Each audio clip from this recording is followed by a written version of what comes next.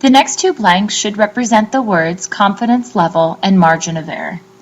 Blank represents the proportion of possible samples for which the confidence interval will capture the true parameter.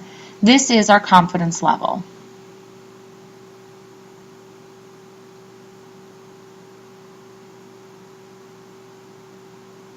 The confidence level is based off the theory that we discussed from the activity on Monday. We know that approximately 90, 95, or 99%, depending on the problem, of the samples that we take should fall between the bars that we set for the z-distribution. Because of this theory, we can provide a specific level of confidence that each of our statistics will then in turn capture the true parameter value that we are trying to find. As far as the interpretation goes then, if we take many samples of the same size, 95% of these samples, or 95% of the resulting confidence intervals, should contain the true proportion of all Canadian college students who prefer Coke over Pepsi.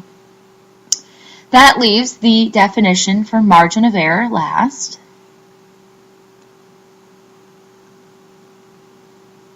The margin of error represents the maximum distance between a sample statistic and the population parameter for 95% of the possible values of the statistic.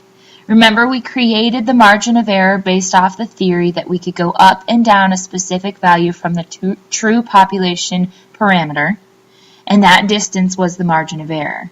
We then shift that interval over, and then now each of those statistics, or at least 95% of them, should encapsulate the true population parameter based off that theory. If we take many repeated samples of the same size, the sample proportion would be within about 3%